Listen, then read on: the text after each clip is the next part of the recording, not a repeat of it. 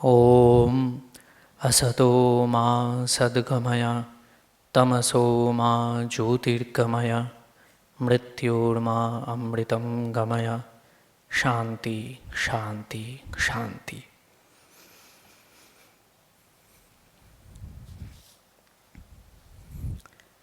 নমস্কার, শুভ সন্ধ্যা। আজ অধ্যাপক জিতেন্দ্রনাথ মোহান্তি ও রবীন্দ্র নির্মলা স্মারক বক্তৃতা। জিতেন্দ্রনাথ মোহান্তি বা জে.এন. মোহান্তি 1928 সালে উড়িষ্যার এক প্রসিদ্ধ পরিবারে জন্মগ্রহণ করলেও তার শিক্ষা ও কর্মক্ষেত্র প্রধানত কলকাতায়।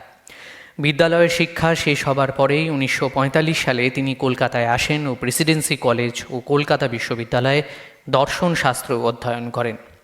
ম্যাট্রিক থেকে এমএ পর্যন্ত প্রতিটি পরীক্ষাতেই জিতেন্দ্রনাথ প্রথম বিভাগে প্রথম স্থান অধিকার করেন। ওই সময়ই তিনি অদ্বৈত বেদান্ত অধ্যয়ন করেন প্রখ্যাত শিক্ষাবিদ নলিনীকান্ত ব্রহ্ম ও মহামহোপাধ্যায় যোগেন্দ্রনাথ তর্কতীর্থের কাছে। কিছুদিন পর মোহান্তি নব্যন্যায়ের পাঠ গ্রহণ করেন পণ্ডিত অনন্ত তর্কতীর্থের কাছেও। এরপর গবেষণার জন্য জার্মানির বিখ্যাত গোইটগেন বিশ্ববিদ্যালয়ে যান ও সেখানে পাশ্চাত্য দর্শনের সঙ্গে সঙ্গে ভারততত্ত্ব, গণিতশাস্ত্র ও পদার্থবিদ্যাও অধ্যয়ন করেন। জার্মানি থেকে ডক্টরেট ডিগ্রি লাভ করার পর 1954 খ্রিস্টাব্দে দেশে ফিরে জিতেন্দ্রনাথ আচার্য বিনোবা ভাবের ভূদান আন্দোলনে যোগদান করেন এবং বছরখানেক বিনোবা ভাবের সঙ্গে উপনিষদের চর্চা করেন। 1955 সাল থেকে জিতেন্দ্রনাথ কলকাতা, বর্ধমান ও বিশ্বভারতী বিশ্ববিদ্যালয়ে অধ্যাপনা করেছেন। ভারতীয় দর্শন ছাড়াও তিনি পাশ্চাত্য দর্শনের বিখ্যাত দার্শনিক কান্ট, হেগেল, হার্সেল এদের সম্পর্কে বিশেষ ব্যুৎপত্তি অর্জন করেন। এই সময় অধ্যাপক মোহান্তি দুটি বিশেষ গ্রন্থ রচনা করেন, থিওরি অফ মিনিং ও গ্যাংশিয়াস থিওরি অফ ট্রুথ। অধ্যাপক মোহান্তি 1987 সালে ফুল ব্রাইট ফেলোশিপ নিয়ে আমেরিকার ওকলাহোমা ইউনিভার্সিটিতে যান।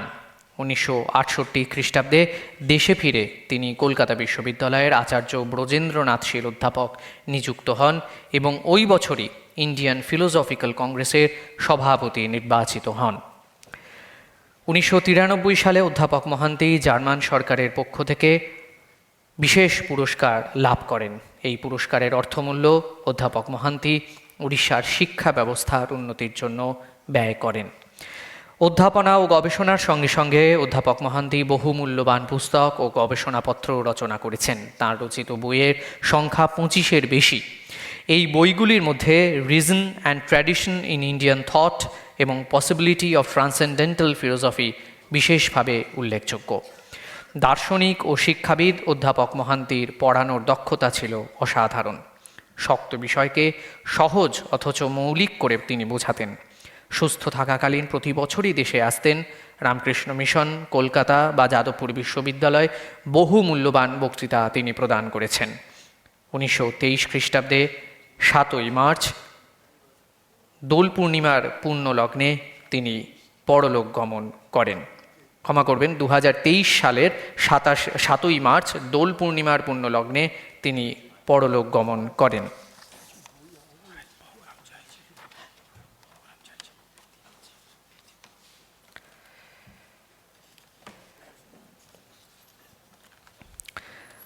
রবীন্দ্রনাথ বসু। রবীন্দ্রনাথ বসু কলকাতার শিক্ষিত মধ্যবিত্ত পরিবারে 1901 সালে জন্মগ্রহণ করেন। ছোটবেলা থেকেই তিনি মেধাবী ছাত্র ছিলেন। Rabindranath Basu Scottish Church College থেকে সাম্মানিক ইংরাজি নিয়ে বিএ পরীক্ষায় প্রথম শ্রেণীতে প্রথম স্থান অধিকার করেন এবং 1924 সালে কলকাতা বিশ্ববিদ্যালয় থেকে ইংরাজি সাহিত্যে প্রথম শ্রেণীতে দ্বিতীয় স্থান অধিকার করেন। কিছুদিন কলেজে অধ্যাপনার পরে প্রথমে বেঙ্গল সিভিল সার্ভিস এবং পরে ইন্ডিয়ান অ্যাডমিনিস্ট্রেটিভ সার্ভিসে তিনি যোগদান করে ডিস্ট্রিক্ট ম্যাজিস্ট্রেট রূপে কাজ করেন। 1958 সালে তিনি লেবার কমিশনার রূপে অবসর গ্রহণ করেন। চাকুরির সঙ্গে সঙ্গে তিনি সাহিত্য, বিজ্ঞান, রাষ্ট্রনীতি, দর্শন প্রভৃতি বিষয়ে গভীরভাবে পড়াশুনো করেছেন। তাঁর রচিত a handbook of labour laws and industrial relations এবং Gandhian technique and tradition in industrial relations বিশেষভাবে সমাদৃত হয়। অবসর গ্রহণের পর Ramakrishna mission institute of culture গোলপার্কের সঙ্গে তাঁর যোগাযোগ গভীর হয়। তৎকালীন সর্বাধ্যক্ষ শ্রীমৎ স্বামী নিত্যস্বরূপানন্দজি মহারাজ, শ্রীমৎ স্বামী রঙ্গনাথানন্দজি মহারাজের সঙ্গে তার নিবিড় যোগাযোগ ছিল। বিদ্যোৎসাহী, ন্যায়নিষ্ঠ ও স্পষ্ট বক্তা রবীন্দ্রনাথ বসু পরিণত বয়সে 1987 সালে পরলোক গমন করেন। নির্মলা বসু। রবীন্দ্রনাথ বসুর সহধর্মিণী নির্মলা বসু কলকাতার শিক্ষিত অভিজাত পরিবারে 1908 সালে জন্মগ্রহণ করেন। তিনি ছিলেন নিরহংকারী, নির্লোভ, কর্তব্যপরায়ণা, পরোপকারী ও সুগৃহিণী। তার ব্যবহারে ও চরিত্রে এই ধরনের আত্মমর্যাদাবোধ বিশেষভাবে মাধুর্য মিশ্রিত আভিজাত্য ছিল, যা সকলের শ্রদ্ধা ও ভালোবাসা অর্জন করেছিল। সুদীর্ঘ রোগভোগের পরে 1993 সালে তিনি পরলোক গমন করেন। রবীন্দ্রনাথ বসু ও নির্মলা বসুর প্রতি শ্রদ্ধা জানিয়ে এবং অধ্যাপক জিতেন্দ্রনাথ মহান্তি তাঁর প্রতিও শ্রদ্ধাবশত এই 3টি বক্তৃতার পৃষ্ঠপোষকতা করেছেন স্বর্গীয়া অধ্যাপিকা কৃষ্ণা রায়। তিনি নিজেও প্রথিতযশা দার্শনিক ছিলেন। যাদবপুর বিশ্ববিদ্যালয়ের দর্শন বিভাগে দীর্ঘকাল কৃষ্ণাদি গবেষণা করেছেন, পড়িয়েছেন। আজ অধ্যাপক জিতেন্দ্রনাথ মহান্তি রবীন্দ্র নির্মলা স্মারক বক্তৃতা প্রদান করবেন doctor Debaprasad Chattopadhyay, professor and head of the department HR, Globes in business school. অনুষ্ঠানে সভাপতিত্ব করছেন শ্রীমৎ স্বামী বোধসারানন্দজি মহারাজ, অ্যাসিস্ট্যান্ট জেনারেল সেক্রেটারি, রামকৃষ্ণ মঠ এবং রামকৃষ্ণ মিশন। আজ ডক্টর চট্টোপাধ্যায়ের আলোচনার বিষয় স্পিরিচুয়াল লিডারশিপ।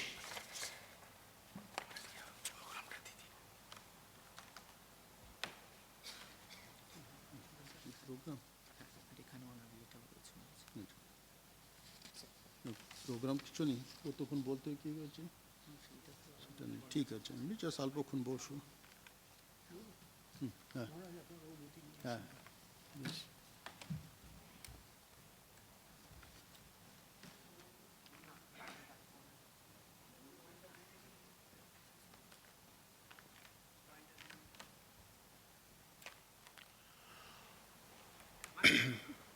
সবাইকে আন্তরিক শ্রদ্ধা।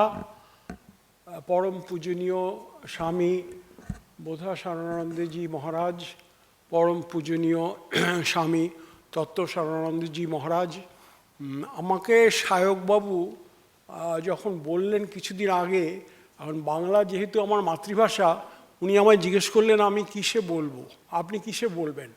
আমি বললাম যাতে বলবেন বাংলায় বলতে পারি, বলে আপনি ইংরেজিতেই বলুন বা বলবেন। সুতরাং আমি মার্জনা চেয়ে নিচ্ছি, যেহেতু আমাকে বলেছি ইংরেজিতে বলতে, আমি ইংরেজিতেই বলবো, দয়া করে আমাকে ক্ষমা করবেন। এইটা হলো প্রথম প্রিলুড, যেটা ভূমিকা। আজকে ওয়ার্ল্ডস সিনিয়র সিটিজেন্স ডে। এখানে সমবেত যারা রয়েছেন তাদের মধ্যে আমি অনেককেই বয়োজ্যেষ্ঠ দেখছি, সুতরাং প্রত্যেককে my best regards for world's senior citizens day.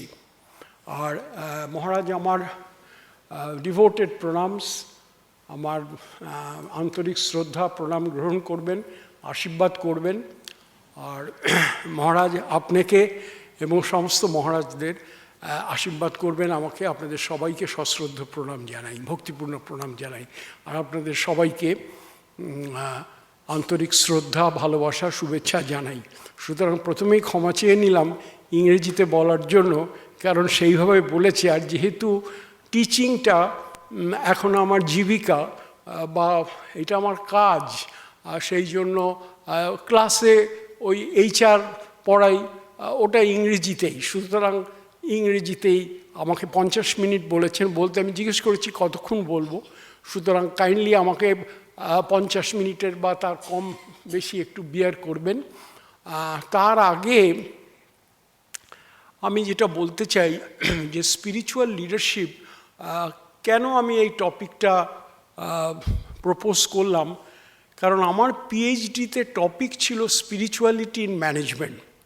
In fact আমি খুব অল্প বয়সে চাকরি শুরু করেছি, আমি প্রথমটা বাংলায় বলছি, টপিকটা আমি ইংরেজিতেই বলবো। এইটা just fall back mechanism, slides.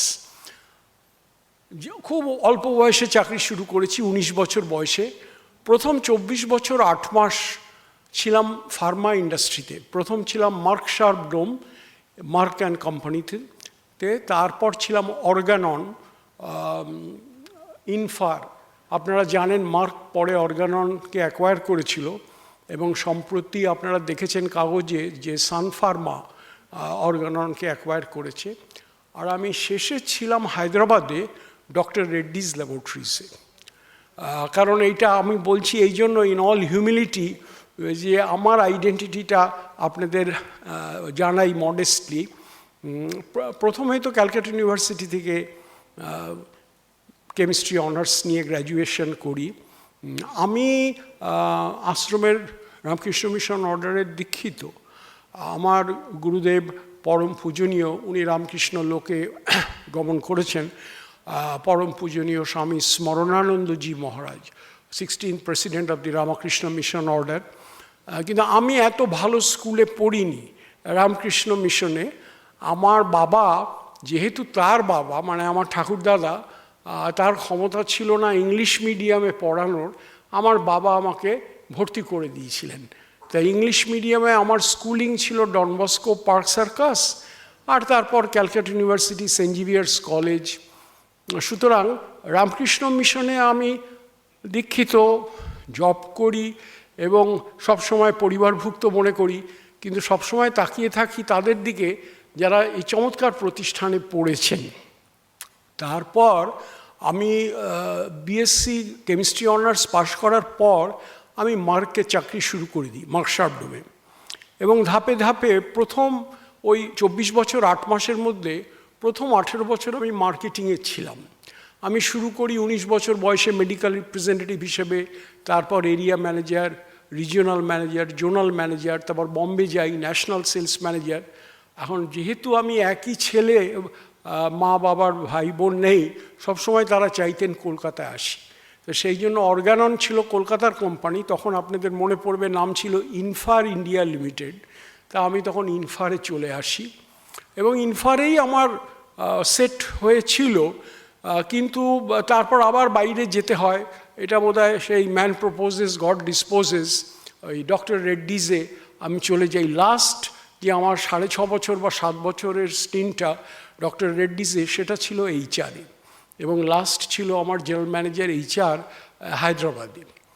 এখন আমি যে এই শিক্ষকতা করছি এটা কিন্তু নট বাই ডিজাইন, এটা মোর অফ চান্স। তার কারণ আমাদের বাড়িতে, আমরা ওদিককার লোক পূর্ববঙ্গের, ওই বরিশালের, আমাদের 200 বছরের শালগ্রাম শিলা নারায়ণ আমাদের বাড়িতে, এবং নিত্য পুজো হয় 2 বার, মানে দিনে 2 বার। তো হলো কি, আমি হায়দ্রাবাদে পোস্টিংয়ের সময় আমার বাবা যখন চলে গেলেন, মারা গেলেন, আরও 2 বছর আমি হায়দ্রাবাদে কন্টিনিউ করলাম। তখন মা বলল যে দেখ, এখন তো পুজো করছেন পুরোহিত মশাই, যেদিন পুরোহিত মশাই আসবেন না সেদিন গৃহদেবতাকে অভুক্ত কী করে রাখবে, তুই চলে আয়। তখন আমি হায়দ্রাবাদে বললাম যে I want to go to Calcutta sir. তারা বললো, why you bring the Narayan also to Hyderabad? বলে, sir that is not possible. সুতরাং 24 বছর 8 মাসের সেই জীবিকা পাল্টে আমি শিক্ষকতায় এলাম, এবং প্রথম 9 বছর আমি একটা প্রতিষ্ঠানে পড়াতাম, ভারতীয় বিদ্যাভবন। ভারতীয় বিদ্যাভবনে আমি এইচআর আর মার্কেটিং পড়াতাম। তারপর আমি গ্লোবসিনে আসাটা কিন্তু আমার খুব একটা পরিকল্পিত না, এই জন্য যে আমি ভিজিটিং ফ্যাকাল্টি হিসেবে অ্যাপ্লাই করেছিলাম। তো ওখানে দেখলাম ভাইস চেয়ারম্যান, উনি যখন ডিরেক্টর ছিলেন, আমার এখন 46 বছরের মাস্টারমশাই, আমি যখন MBA করি PGDM, উনি চিফ এক্সিকিউটিভ ছিলেন BOC, ব্রিটিশ অক্সিজেন, যেটা এখন লিন্ডে, আপনারা জানেন। উনি বললেন, তুমি এখানে ভিজিটিং দিয়েছো কেন? আমি বললাম, স্যার বুঝতেই তো পাচ্ছেন, তাহলে আমার একটু ইনফ্লোটা বাড়বে। বলে, নো, ওটা হবে না, তুমি ওটা কাটো এবং ওটা কেটে তুমি ফুল টাইম লেখো। কারণ আমাদের HOD চলে গেছেন, ওই তার স্বামী এক মহিলা ছিলেন দিল্লিতে ডাক্তার, তো তার সাথে অ্যাকম্পানি করেছে, তুমি HOD HR। তা আমি ভেবেছি যে ভারতীয় বিদ্যাভবনে আমি খুব আনন্দেই ছিলাম, আমি ওখানেও পড়াবো এখানেও পড়াবো। কিন্তু গ্লোবসিনে যখন শুরু করলাম এবং ভবনসে যখন আবার যাচ্ছিলাম, বলে না না না, ওয়ান্স এ গ্লোবসিনাইট অলওয়েজ এ গ্লোবসিনাইট। তখন ভারতীয় বিদ্যাভবনে বললো এটা কি হলো? আমি বললাম স্যার এটা তো আমিও বুঝিনি। সেই থেকে আমি গ্লোবসিনে এই 21 বছরে পড়েছি। এই রিসেন্টলি ঈশ্বর কৃপায় আপনাদের আশীর্বাদ শুভেচ্ছায় মহারাজদের আশীর্বাদে আমি 20 বছরের লং সার্ভিস অ্যাওয়ার্ড পেলাম। তা 53 বছরের উপর হয়ে গেল আমার কর্মজীবন, আর 19 বছর। সুতরাং বাচ্চারা জিজ্ঞেস করে যে স্যার তাহলে আপনার বয়স কত? আমি বললাম তারা অ্যারিথমেটিক অঙ্ক করো, 19 আর 53, 72, 14 অক্টোবর আমি 73-তে পড়বো। তা আমার যিনি টিচার, যার কথা বললাম, প্রফেসর R.C. ভট্টাচার্য, মেয়ের কাছে গেছেন, মহারাজ দেখেছেন, আমি আর উনি মহারাজের কাছে বেলুড়ে গিয়েছিলাম ওনার আশীর্বাদ নিতে। উনার বয়স এখন 89 ক্রস করে 90-তে উনি agile active.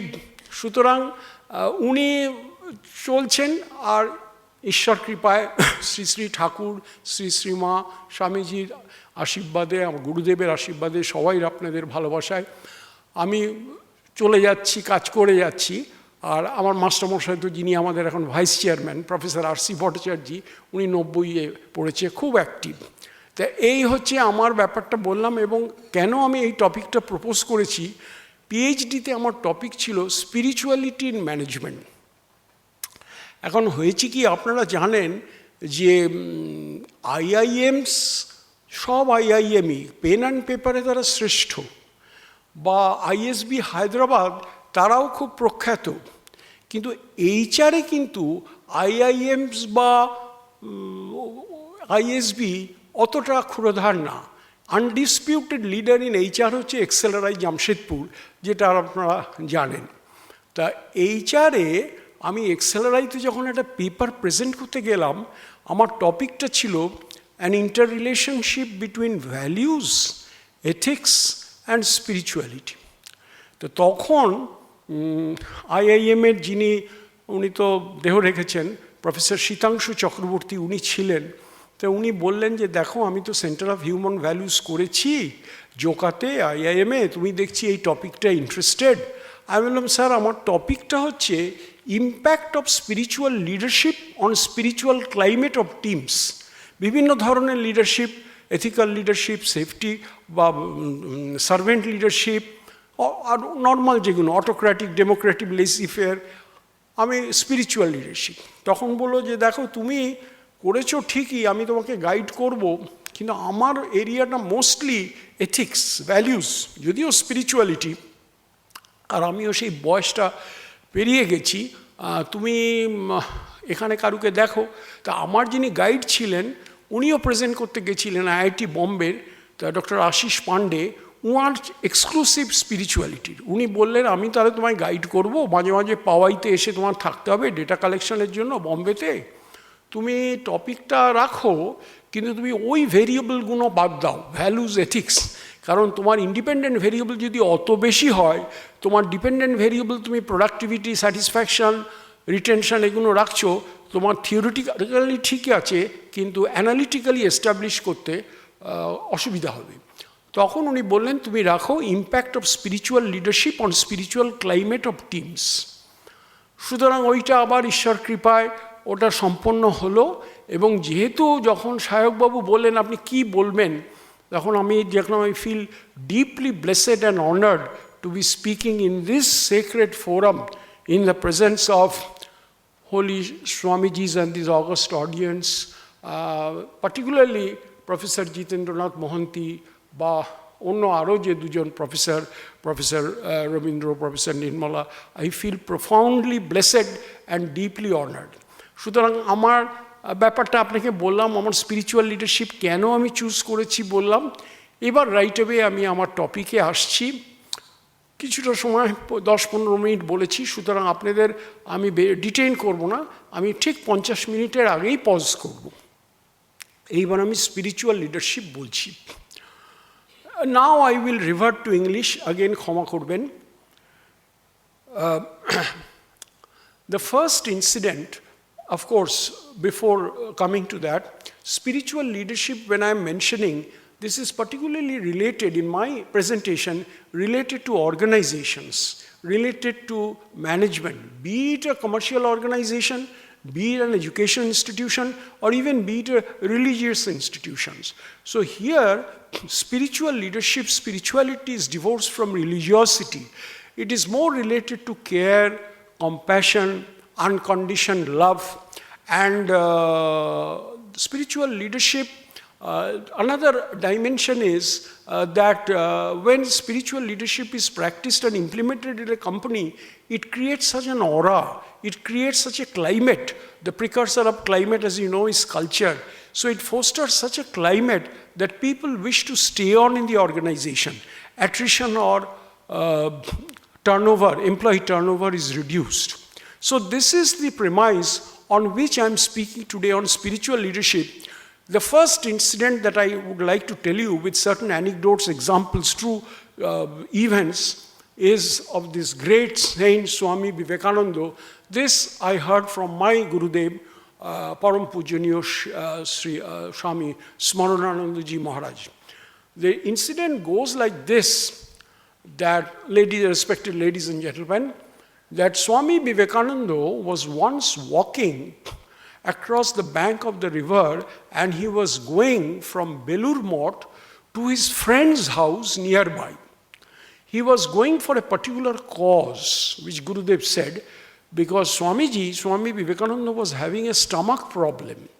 I am trying to focus on spiritual leadership with particular reference to righteousness, with particular reference to rectitude, with particular reference to right way of doing things, with particular reference to ethics and values.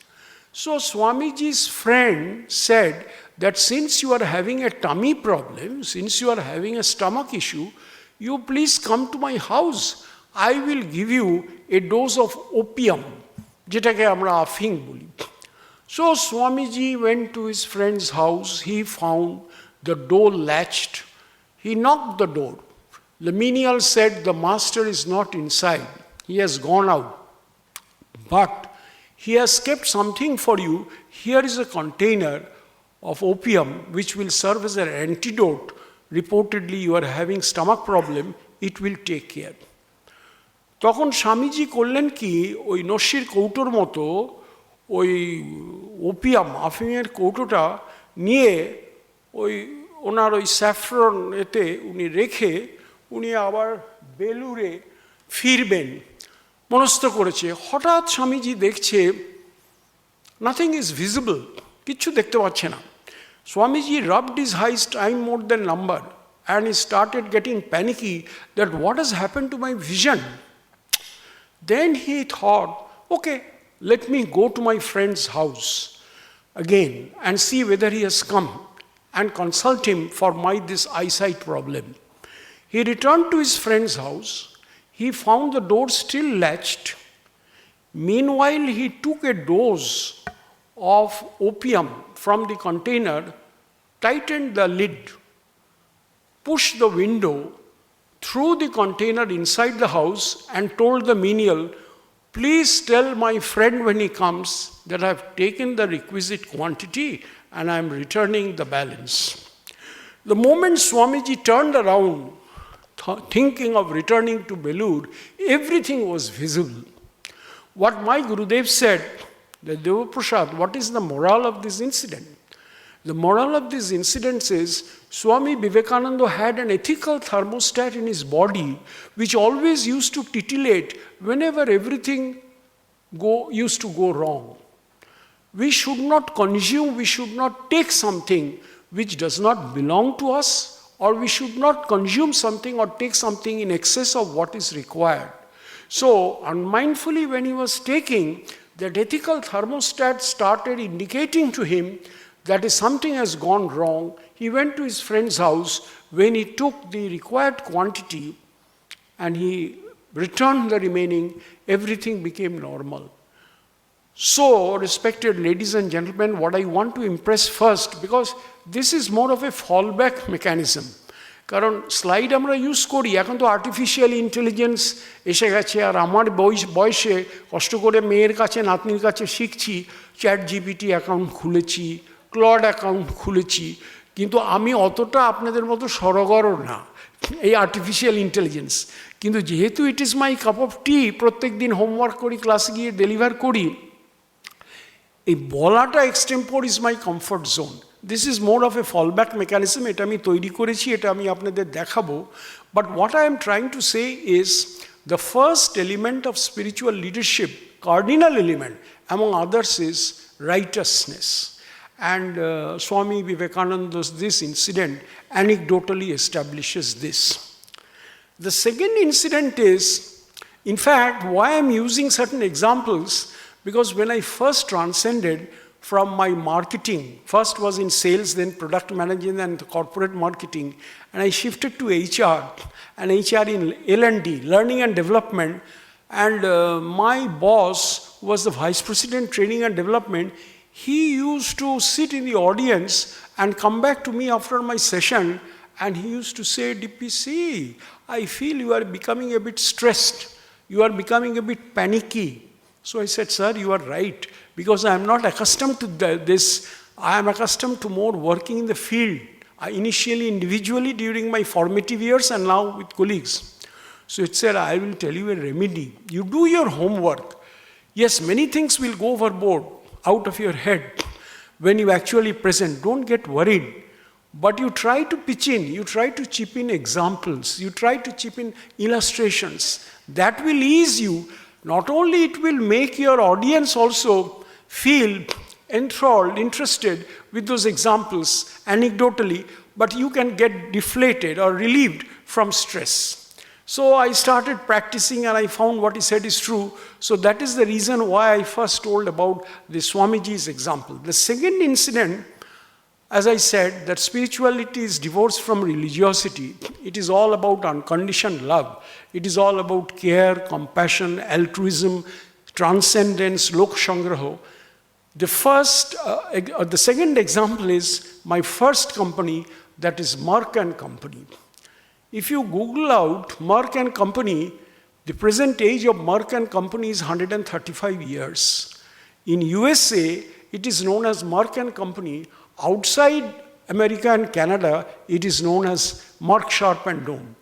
Again, in all humility, if I am asked to start my career again at the age of 19, I will aspire for MSD.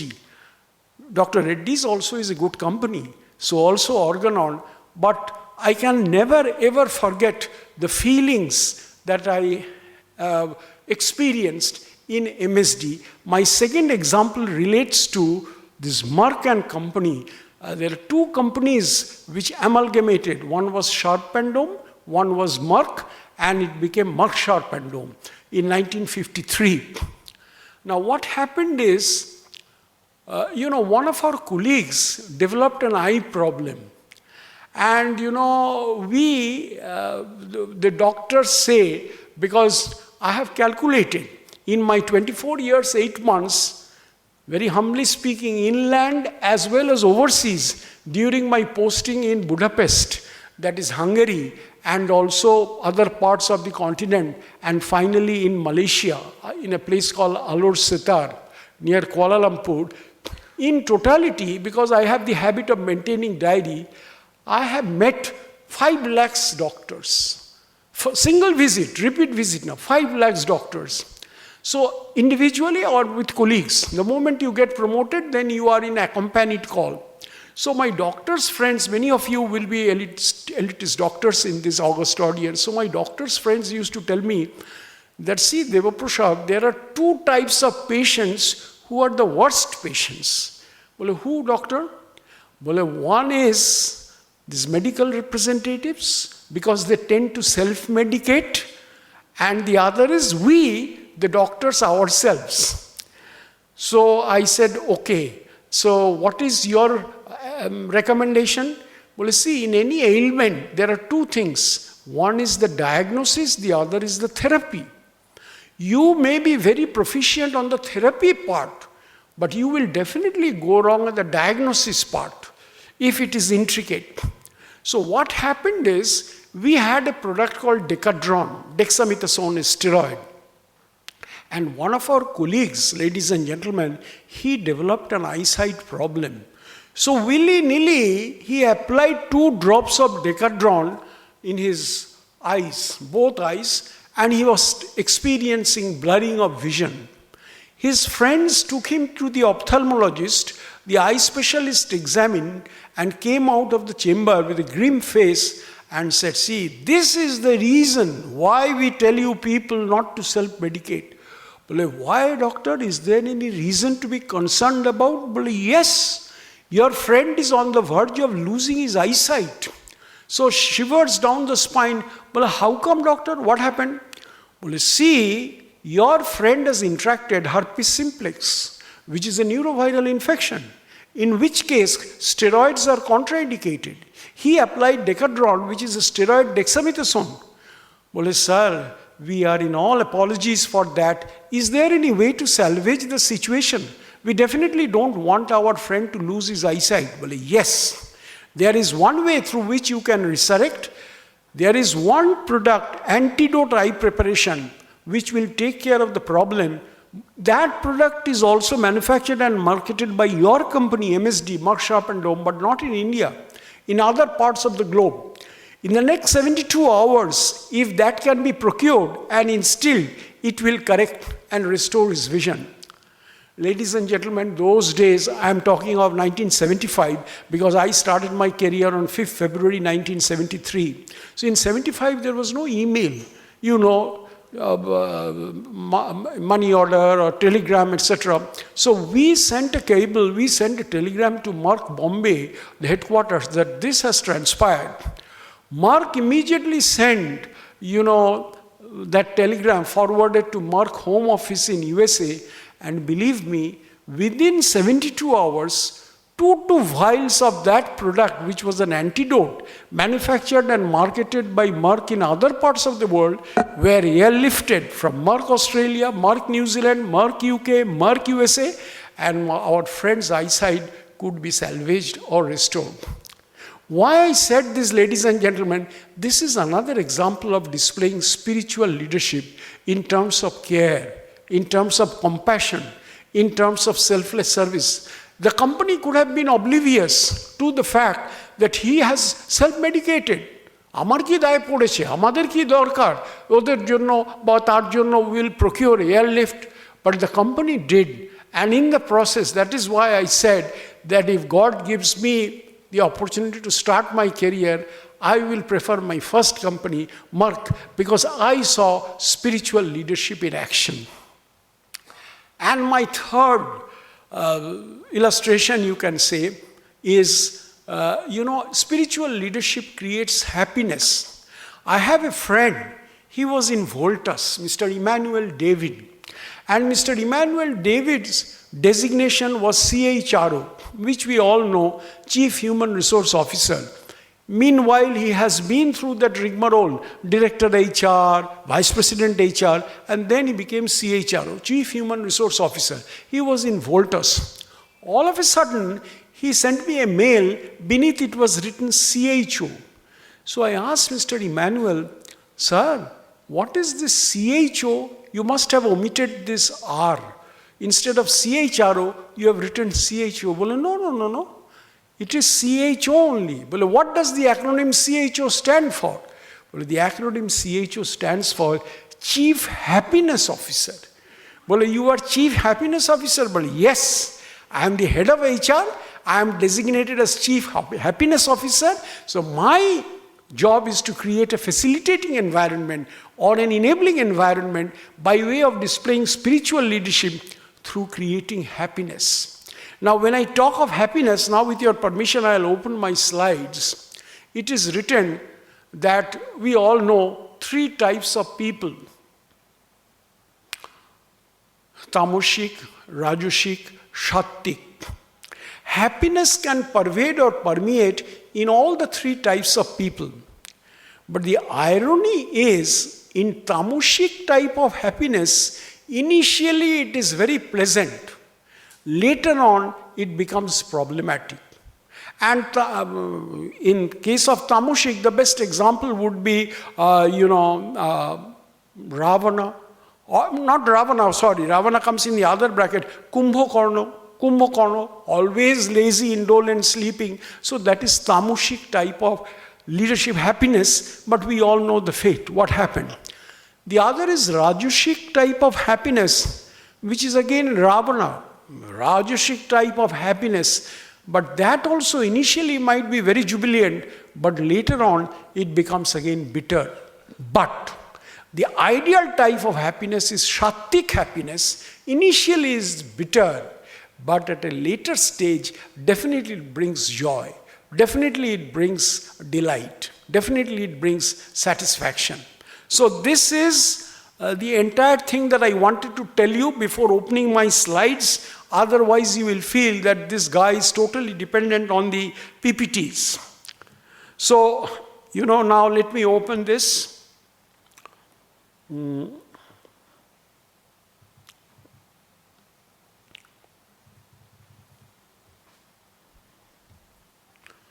Normally page down korle to ashbe, yes. মুশকিল হচ্ছে কি নিজের ডিভাইসটা I am comfortable, যেই আমি অন্য ডিভাইসে তখন আই স্টার্ট লিম্পিং। আর আমার নাতনি ক্লাস 10-এ আমি যত ওর কাছে বলি তত বলে যে তোমার মাথায় গোবর আছে, কারণ এতবার বলা সত্ত্বেও তুমি একই জিনিস তোমার বারবার বলতে হয়, you are muddle headed. So anyway friends, this is what I just told you, that is the personality types. One is the Sattvic type of personality, which is always desirable, Sattvic happiness, Sattvic leadership. The other is the Rajasic, aggressive, and the other is the Tamasic type, very lazy. So the other two initially might be very jovial, but later on will be very problematic. And you will see certain converging circles. This means if one is Sattvic Tamasic, one Rajasic Tamasic, again there can be problems. So this was my submission on the first slide. Now let me come to the next part. So this is that. So this is spiritual values to be embedded here. So it is again impressions. We have impressions, intentions, thoughts, action, reactions. This is more conceptual. It starts with impression, and in OB, organization behavior, which is also my topic, we talk of self-fulfilling prophecy. We talk of Pygmalion effect. That means if I feel a person is hopeless and I consistently tell him or her hopeless, he or she will emerge as hopeless. But if I tell that person you can do, then over a period, notwithstanding the fact that he is failing, ultimately he will come out with flying colors. So impressions are important, and ultimately it leads to intentions, thoughts, actions and reactions. So this is that. Now let me come to the next one, that is the three types. So one is assertive, that is Sattvic. One is aggressive. This slide, if you are interested, it is here. You can please receive it. Over a cup of tea at home, you can go through leisurely. Aggressive is that Rajasic type, and opportunist is, which is totally undesirable, that is that Tamasic type. So this is in the context of training. So it should be with compassion. So we all should look inward. If we are detached, what the Gita says, and we concentrate on our work rather than the outcome, we ultimately will experience bliss. So that is the context of this slide. Detached performer identifies with accomplishment and not with what is accomplished. So this is certain Gita's philosophy, detached performance. So these are certain statements. Human mind is like a parachute, it works better. So these are certain visuals, leading by leaving, Bhagavad Gita, how to recognize a leader. So in his presence, others feel an urge to follow him. My last example, before I conclude, will be again an anecdote relating to my present workplace, Globsin Management School. And that I will tell in Bengali, because as I said, Bangla amar matribhasha, here I am just trying to discharge what I have been instructed by Shayan Babu when he told me. And I feel comfortable English because, as I said, in class that is my mode of communication. So these are also two noble values on spiritual leadership. Absence of pride, forgiveness, resilience, peace, conduct, discipline, decency, decorum, peaceful coexistence, emotional balance, etc. So these are certain things related to management worries. I straight away take you to this side. So it's very interesting, balance sheet of life. So our birth is the opening balance. Death is the closing balance. Prejudice are our liabilities. Creative ideas are our assets. Heart is our fixed asset. Brain is, again, the fixed deposit. Thinking is current account. Goodwill is our capital. And character morals are stock in trade. So this is that. Now, it comes from here. So the term spirituality comes from the Latin spiro, which is breath. So with the meaning close to Sanskrit or Atma or the Greek pneuma. So it is a state of intimate relationship. I said connecting with the higher self, transcendence, etc., inner nature. And we all know what is management. It is the art of getting things done or with people or through people. So this is that. So spirituality in management can be compared to values-led approach. So I told you about spirituality in management by second example of Mark Sharpendome, our colleague who had eye problems, so spiritual leadership in action. So these are the spiritual practices, at least we follow in GlobeSyn. Meditation, we have formed a spirituality club. In fact, me and our vice chairman, we humbly submitted to Maharaj. Maharaj jedin ashben dekhben amader okhane ekta universal value center amra toiri korechi. And we have very close bonding with Ramakrishna Mission. And I will take Maharaj's, I invite you, please do come. It's a bit far, Amtola, কিন্তু তাহলেও আর আমার পক্ষে খুব দূর হয় কারণ আমি salt লেকের কাছে থাকি হাউজিংয়ে ওইখানেই 60 বছর আছি আমার সেক্টর 5টাই সুবিধা ছিল কিন্তু ক্যাম্পাস চলে গেছে ওখানে সো এভরিডে আই কমিউট 2.5 ঘন্টা যেতে 2.5 ঘন্টা আসতে 8 ঘন্টার duty so but then Ibiza ঠিক উল্টো দিকে you will like so I accord a very standing invitation to all of you please do come to Globsyn so এই জিনিসগুলো আমরা আমাদের ইনস্টিটিউটে শুরু করেছি যে মেডিটেশন ওই মেডিটেশন সেন্টারে offering help, ekjon student is the host to other students, vice versa. Then spiritual practices, we start with prayer, national anthem, etc. So these are the things. Eita ami amar PhD topic ta kichuta tag korechi je my research was jodi amra spiritual leadership maintain kori, it will lead to spiritual climate. It will not lead to other types of climate. And spiritual climate, people will tend to stay on in the organization. So my primary research was, what was objective, what is spiritual leadership, what can it lead to, and secondary purpose was certain principles through which we can display spiritual leadership. Tarpor ja hoy, ওই যেগুলো hypothesis করা workplace is not about religiosity যেটা আগেই বললাম even one can be an atheist but আর an agnostic at the same time be spiritual এগুলো তো formal research question hypothesis. So I had different hypotheses. So if the leader is spiritual, it will create a spiritual climate. And spiritual leadership, I think, I have been humbly able to make a dent as to what is spiritual leadership. So these are the different types of hypotheses, Lok Sangrah, so this is that. And our data collection chilo from 43 companies. My focus was mostly on Jamshedpur, Tata group of companies, Tata Steel, Telco, etc. আর যেহেতু আমার ওষুধের background in all the major pharma companies, etc. So 43 companies R total আমি করেছিলাম around 150 managers, middle managers and senior managers. So around 150 managers from. So focus group, interview, questionnaire, personal documents, and findings. Findings are very interesting. that if the leader feels that he is spiritual, সেটা হবে না।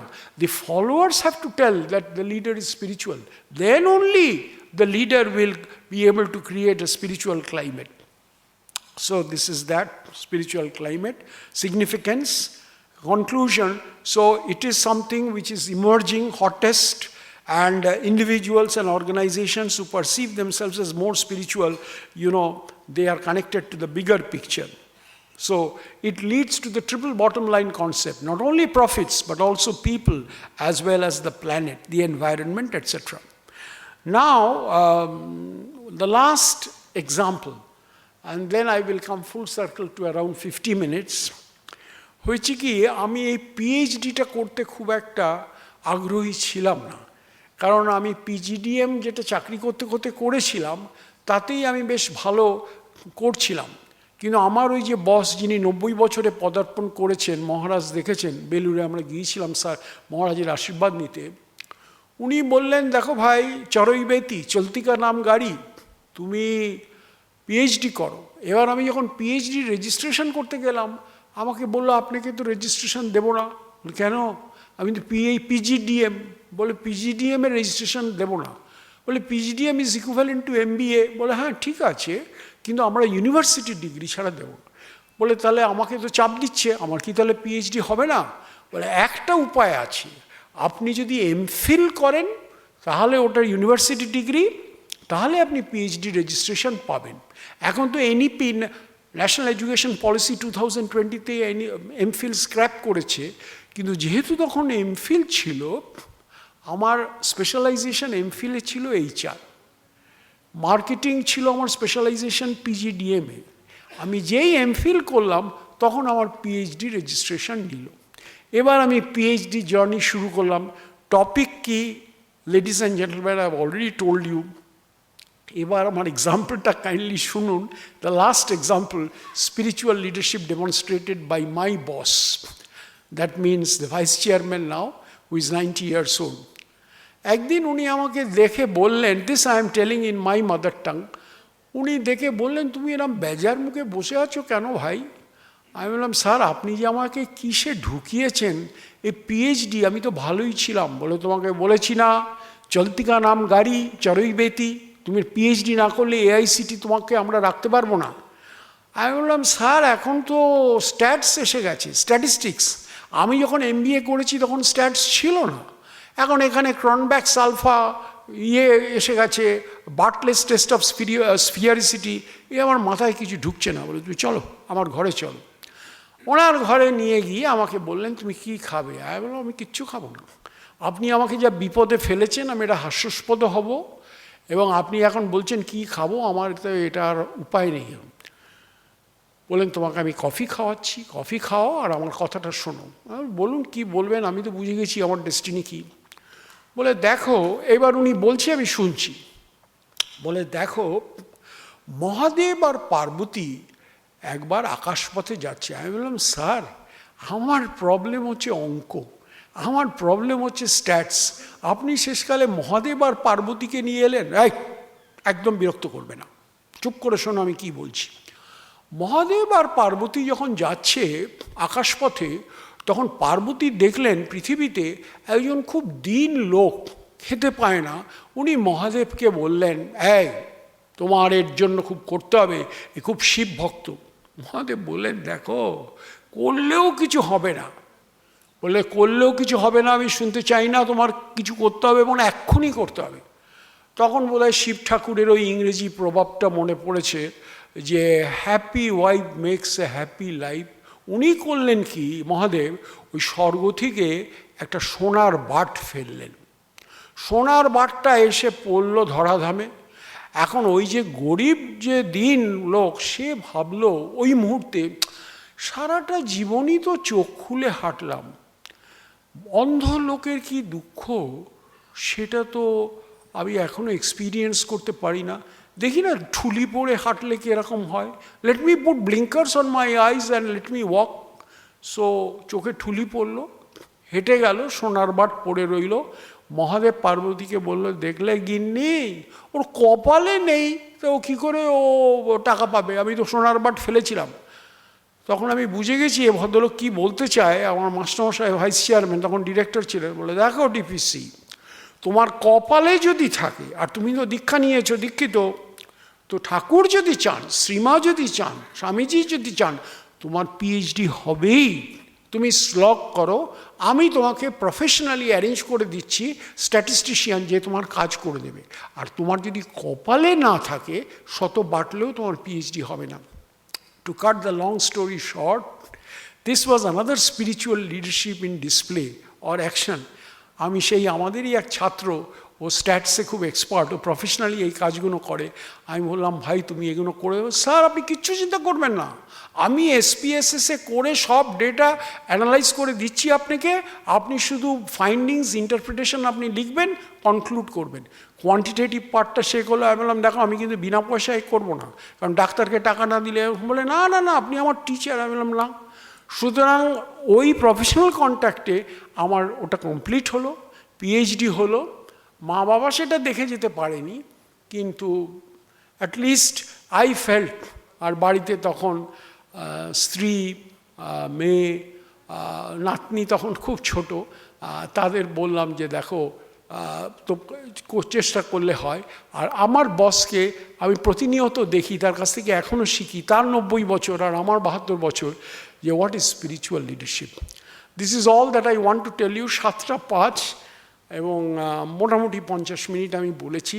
আপনারা যদি 2-3 minute আমাকে একটু একটা প্রশ্ন করেন, I can come full circle, and then I can, with Maharaj's permission, wrap up and hand it over to Maharaj for his blessings.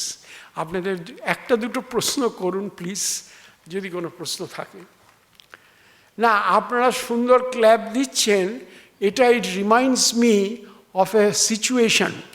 একজন গায়ক, সে গান করছে, এবং এটা হয়তো আপনারা অনেকেই শুনেছেন, সে এত গান করছে চোখ বন্ধ করে, তখন যখন গান শেষ হলো, তখন চোখ খুলে দেখে যে একজন শ্রোতা।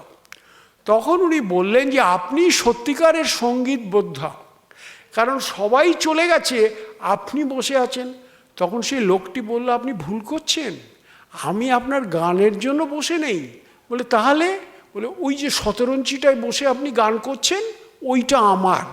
সুতরাং আপনি যদি না ওঠেন, তাহলে তো আমি ওটা নিয়ে যেতে পারছি না। তো সুতরাং আপনারা যে করতালি দিলেন, আমি জানি না আমি সেই রকম একটা মাহল সৃষ্টি করেছি কিনা, কিন্তু আমাকে আশীর্বাদ করবেন যাতে আমি যতদিন ঠাকুর চাইবেন, আমি কাজের মধ্যে দিয়ে যাতে আমি চলে যেতে পারি, এই হচ্ছে ব্যাপার। থ্যাংক ইউ, আমার প্রণাম নেবেন এবং আমার শ্রদ্ধা, ভালোবাসা। মহারাজ, আমার ভক্তিপূর্ণ প্রণাম। এবং আপনাকে, হ্যাঁ কিছু বলুন প্লিজ স্যার, আসুন। এখানে ওই সেই কলার মাইক বা ওই জিনিসটা নেই, একটু দু একটা বলুন। হ্যাঁ,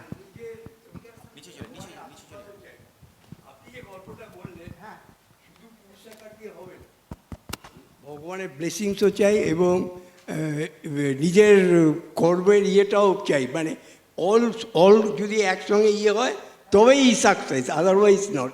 এটা তো শিওর, এইটাই বলছি। আমি হচ্ছে পাতাও নয়, ভগবান আশীর্বাদ করতে গেলে নিজে আই মাস্ট ডিজার্ভ দ্যাট ইয়ে, এটাও চাই, দুটোই। স্যার আপনাকে এবং এই অগাস্ট অডিয়েন্সদের শেয়ার করি, এটা মহারাজকে বোধহয় বলেছি বা বলিনি, যেদিন বেলুড়ে গেছিলাম ওই স্যারের সাথে। 3 বছর আগে আমার পার্সোনাল লাইফে একটা ডিজাস্টার হয়েছে। মানে আমার স্ত্রী, সুস্থ মানুষ, কয়েক সেকেন্ডের মধ্যে 30 জুন 2023-তে শি এক্সপায়ার্ড। আমি আমার স্ত্রীকে বলতাম, দেখো নাতনির এত টেনশন নিও না। বলে তুমি, তোমার ছেলে হলে তুমি বলতে পারতে, তোমার মেয়ের দিকে নাতনি, ওই জন্য বল। সেই থেকে আমি এই, যেহেতু মেয়ে আর জামাই দুজনেই কর্মরত, সব কাজ সে করতো।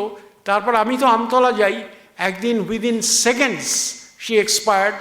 বাড়িতে নাতনি ছোটোবেলা থেকে আমাদের কাছে মানুষ, মেয়ে জামাই ওদের ফ্ল্যাটটা ভাড়া দিয়ে আমার সাথে আছে, উপকার হয়েছে।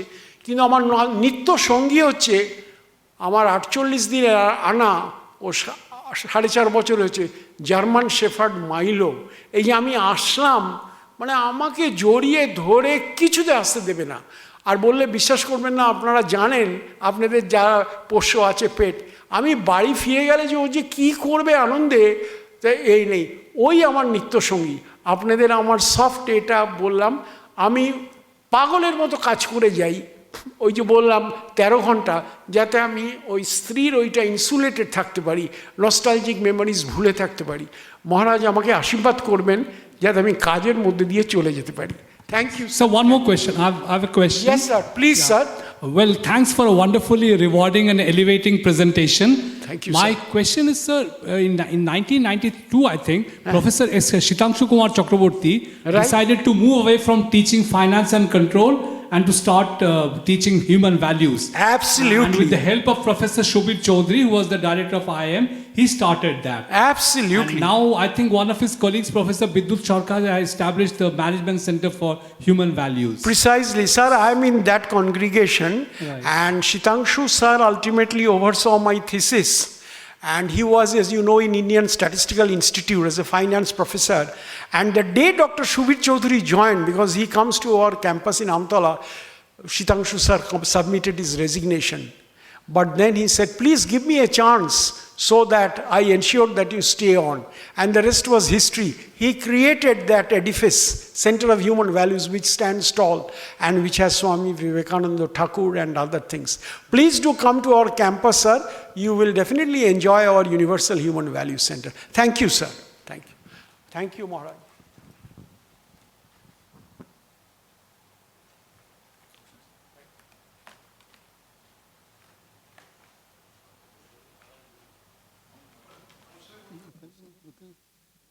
হ্যাঁ ঠিক ঠিক আছে।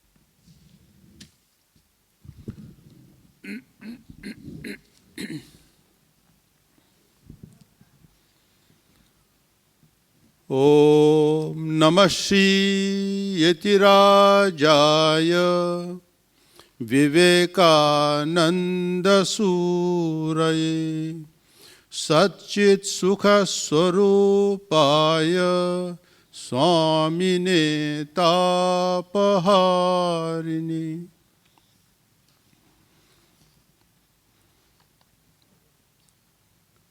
स्वामी तत्वसारानंद जी, আমার সাধু ভাইরা, ডক্টর দেবপ্রসাদ চট্টোপাধ্যায় আর সুধীবৃন্দ, it is already late.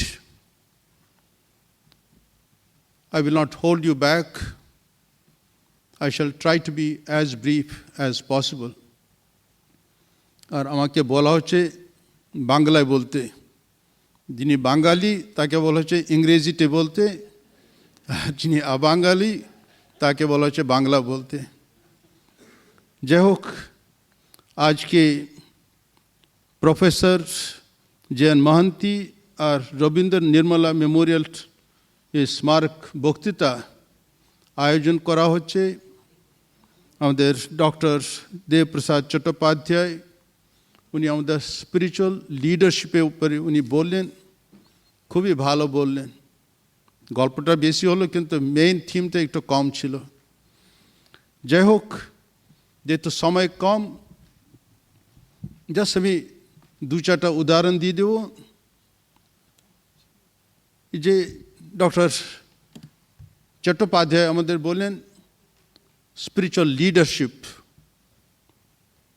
লিডারশিপে সেই উপলক্ষে উনি বললেন সার্ভেন্ট ম্যানেজমেন্ট या সার্ভেন্ট লিডারশিপ। যখন স্বামী বিবেকানন্দ ছিলেন এই কনসেপ্টটা ছিল না, তখন সার্ভেন্ট লিডারশিপ ছিল না, কিন্তু পরে এটা ডেভেলপ হয়েছে।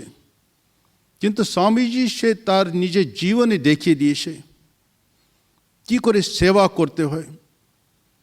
আপনাদের মনে থাকবে যখন স্বামী বিবেকানন্দ পুরো ভারত পরিক্রমা করছিলেন, রোমারোলাম বলছেন হি saw god struggling in humanity. সে ভগবান মানুষের মধ্যে চটপট করছে, সে অশিক্ষিত, সে অভুক্ত, তার নিজের উপরে একটা কোনো কনফিডেন্স নেই, সে মানুষ না কি সেইটুকু তার বোধ ছিল না। কারণ তখনকার দিনে স্বামী বিবেকানন্দ যখন ঘুরছিলেন 1890 থেকে প্রায় 1893 পর্যন্ত তিনি ঘুরছিলেন, তখন এডুকেশন ছিল মাত্র হার্ডলি 5% ছিল। আর রুরাল এরিয়াস, স্বামীজি তো বেশিরভাগই রুরাল এরিয়াস করলেন, গ্রামে গঞ্জে করলেন, যেখানে এডুকেশন ছিল, শিক্ষা ছিল মাত্র 1%। দেখলেন মানুষ কি করে নিজে পায়ে উপর দাঁড়াতে পারে, কি করে সে নিজে সে রিয়ালিটি বুঝতে পারে। কেন আমাদের বেদান্তে বলা আছে, আয়াম আত্মা নিত্য শুদ্ধ বুদ্ধ মুক্ত স্বভাব। আর এখানে একটা মানুষ যে স্বয়ং ভগবান, তার কি দুর্দশা। সেই জন্যে তিনি বিদেশে ভাবলেন না আমি যাবো, আমার বুদ্ধির সাহায্যে আমি ওখান থেকে কিছু অর্থবল নিয়ে আসবো আর এদেরকে সাহায্য করব। স্বামী বিবেকানন্দ যখন বিদেশে গেলেন, আমেরিকা ইউরোপ সব জায়গায় ঘুরলেন, তিনি একটা জিনিস আবিষ্কার করলেন। দেখছেন in proportion to spread of education সেরকম মানুষের ওখানে ডেভেলপমেন্ট হয়েছে। সেরকম তিনি পরে চিন্তা করলে যদি আমি সে অর্থ নিয়ে আসি, কুবেরে বলছেন সমস্ত অর্থ যদি একটা গ্রামে মানে ডেলে দিতে পারি, তাতে ওখানে মানুষ নিজে পায়ে উপর যতক্ষণ না দাঁড়াচ্ছে তার কোনো উন্নতি হবে না। এটা হচ্ছে স্বামীজি ফিলসফি। এখন কি করে সে মানুষকে এম্পাওয়ার করবে, কি করে তার যে দিব্যত্ব আছে, ডিভিনিটি আছে, কি করে সেটা আমরা ওটা আবিষ্কার করতে পারি, তাইলে সে নিজে উপরে এটা করতে পারে। এটা ছিল স্বামীজি না শেষ পর্যন্ত তিনি দেখছেন সর্বভূতে ব্রহ্মদর্শন। তার মধ্যে সেই জন্য সে এমপ্যাথি ছিল। এমপ্যাথি মানে সে অপরের কষ্ট, অপরের দুঃখ, অপরের সেই ভাবনা তিনি বুঝতে পারতেন। এটা যেটা আমরা অপরের কী ভাবনা আমরা বুঝতে পারি না, কিন্তু স্বামীজি ওটাই বুঝতেন যে real spiritual leader, he can dive deep into the recesses of others hearts. ওটা ছিল স্বামী বিবেকানন্দের, সেটা দেখতেন। মানুষকে মানুষ হিসাবে দেখতেন না, তিনি মানুষকে দেবতা হিসাবে দেখতেন।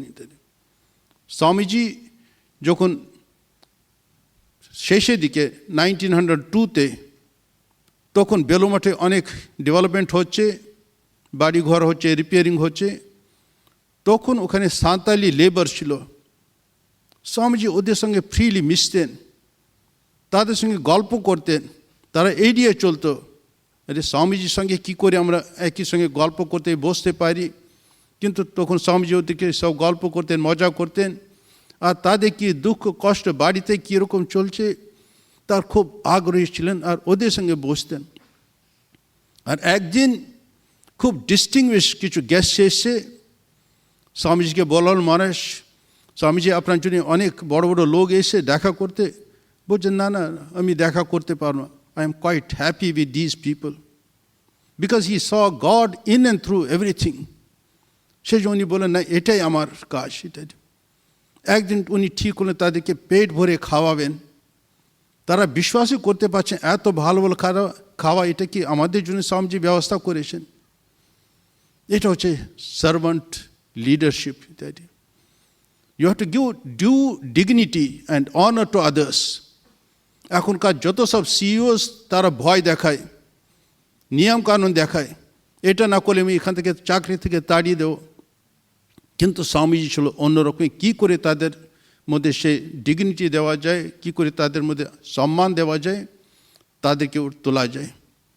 আমি বহু বছর আগে তখন স্কুলে পড়তাম, তখন একটা সোভিয়েট ম্যাগাজিন বেরোতো, সোভিয়েট ম্যাগাজিন একটা। ওখানে একটা ছোট্ট একটা আর্টিকেল ছিল, how to inculcate self respect in others in children. বাচ্চাদের মধ্যে যদি সে সম্মানটা দেওয়া যায়, ইনকালকেট করা যায়, তাহলে তোরা সে ওখান থেকে সেই লেভেল থেকে কিছুতে নিচে নামতে চাইবে না।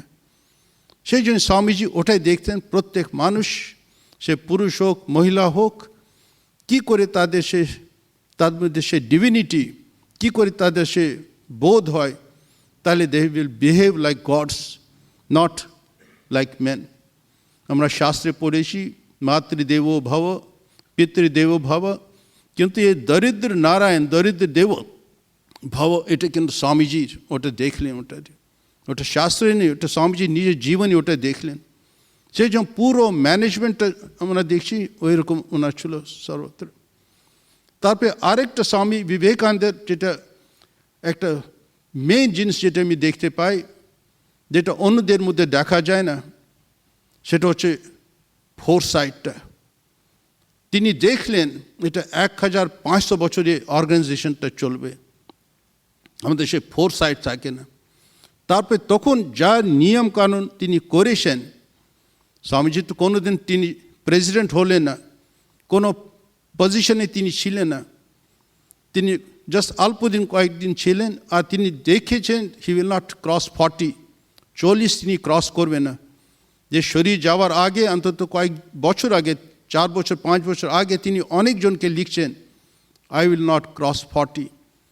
সেই জন্য স্বামীজির এই যে ফোরসাইটটা দেখছেন, অর্গানাইজেশন আমি স্টার্ট করেছি, এটা 1500 বছর চলবে, আর আমি বেশি দিন চলবো না।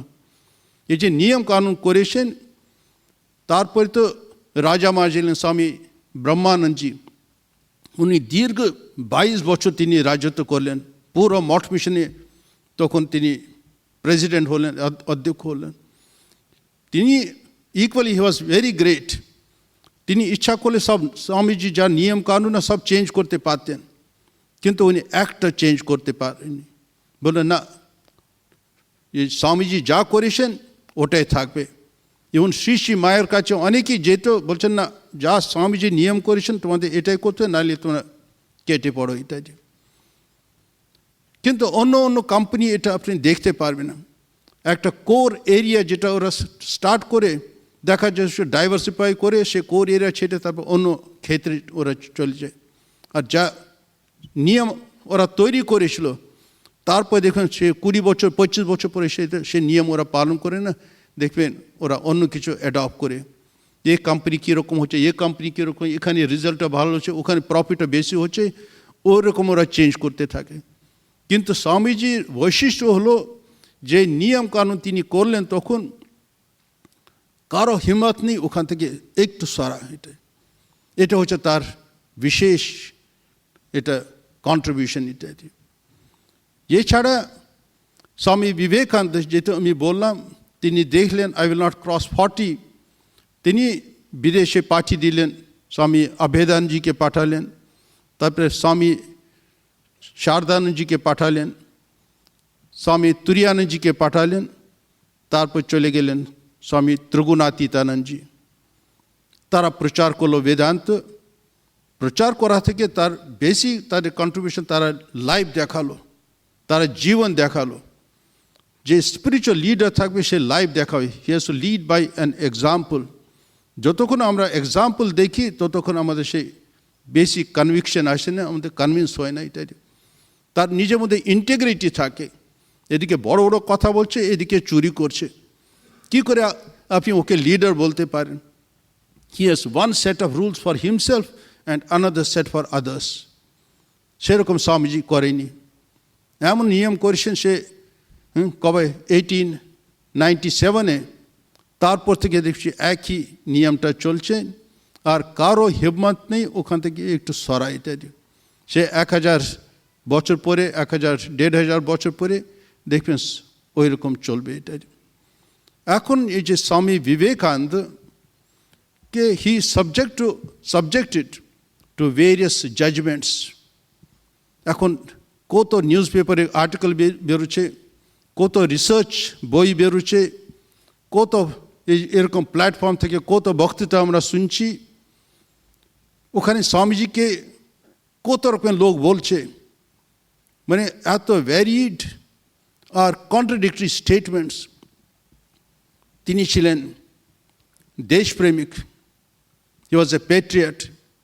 আরেকজন বলছে he was A warrior Monk, any বাসন বলছেন। স্বামীজি নিজে ভাই, সেটা হচ্ছে ভূপেন্দ্রনাথ দত্ত, সে বলছেন হি ওয়াজ এ প্যাট্রিয়ট সেন্ট। কেউ কেউ বলছে he was an orator by divine right. কেউ কেউ বলছে তিনি মূল উদ্যোক্তা ছিলেন, যেটা আমাদের যেটা স্বাধীনতা সংগ্রামে ইত্যাদি। স্বামীজি সবটা আছে, কোনোটা ভুল নেই, কিন্তু ওরা এমনভাবে প্রেজেন্ট করে এবং স্বামীজি যে রচনাবলী থেকে তারা অনেক কিছু কোট করে আর আমাদের সামনে এমন প্রেজেন্ট করে আমাদের কানটা উড়িয়ে যায়, আমরা খুব কনফিউজ হয়ে যাই অ্যাকচুয়ালি স্বামীজি কী ছিলেন কী ছিলেন না, এরকম আমরা দেখতে পাচ্ছি। কিন্তু পরে আরেকটা শব্দ আমরা শুনছি, আরেকটা বাণী আমরা শুনছি, সেটা হচ্ছে শ্রীরামকৃষ্ণ। তিনি বলছেন, তিনি খুব মৃদু স্বরে বলছেন, আর তিনি কি বলছেন, প্লিজ ডু নট জাজ Naren, nobody will be able to understand Naren. কে বলছেন?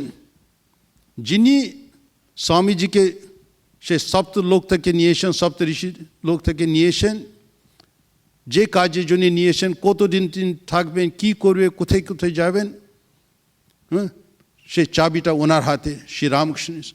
সেই জন্য উনি কী বলছেন ওটাই আমাদের শুনতে হবে। অনেকে অনেক কথা বলে, কিন্তু শ্রীরামকৃষ্ণ কী বলছেন তার সম্বন্ধে আমাদের বলতে। প্রথম শ্রীরামকৃষ্ণের সামনে যখন নরেন যায়, শ্রীরামকৃষ্ণ তাকে হাত জোড় করে প্রণাম করছেন, বলছেন তুমি নর, তুমি নারায়ণ, তুমি এই পৃথিবীতে এসছো এখানকার দুঃখ দূর করবার জন্য। ইত্যাদি। নরেন নিজে বিশ্বাস হচ্ছে না, তিনি নর, তিনি নারায়ণ, তিনি নিজেকে বিশ্বাস করতে পারছেন না। কিন্তু শ্রীরামকৃষ্ণ প্রথম যখন দেখছেন তিনি তাকে বলছেন ইত্যাদি। তারপর বলছেন তুমি শিব, আমি শক্তি, আমরা অভেদ। স্বামী বিবেকানন্দ বলছেন শ্রীরামকৃষ্ণের মধ্যে ইনটিউশন এতটা ডেভেলপ হয়েছিল, কোনো লোকের দিকে তাকিয়ে জাস্ট 5 মিনিট 10 মিনিটের মধ্যে না পুরো স্টাডি করতেন সে মানুষে। He could speak, he could tell his past, present and future. এটা ছিল শ্রীরামকৃষ্ণ ইত্যাদি। এটা বলছেন স্বামী বিবেকানন্দ, তার ইনটিউশন এতটা ডেভেলপ করেছিল, জাস্ট কয়েক সেকেন্ডে, কয়েক মিনিটের মধ্যে না সে মানুষের সম্বন্ধে তিনি সব কিছু বলতে পারতেন ইত্যাদি। সেই জন্যে স্বামী বিবেকানন্দকে আমাদের জাজ করতে গেলে, তার সম্বন্ধে মতামত বলতে গেলে আমাদের প্রথম শ্রীরামকৃষ্ণ কী বলেছেন সেটাই বলতে হবে। আজকে এত বিশাল সঙ্গ, স্বামীজি বলছেন it is a gross body of Sri Ramakrishna. তিনি দেখতেন এটা না, শ্রীরামকৃষ্ণ সর্বত্র তিনি আছেন। একটা সঙ্গ, এটা ফার্নিচার, এটা টেবল, এটা চেয়ার, ওটা ফার্নিচার, এটা একটা সঙ্গ নেই। This is not organisation. তার পেছনে যে শ্রীরামকৃষ্ণের ভাবটা, he is living God and inspiring so many people. সেরকম ম্যানেজমেন্টে যেটা সব থেকে বড় হচ্ছে সেটা motivation. So unless you yourself are motivated, you cannot motivate others. সেটা আমাদের সে সেলফ কনভিকশন থাকতে হবে, সেলফ কনফিডেন্স থাকতে হবে। যে কয়েকটি কথা বলে আমি আমার বক্তব্য শেষ করছি। ওম শান্তি শান্তি শান্তি, হরি ওম তৎসৎ।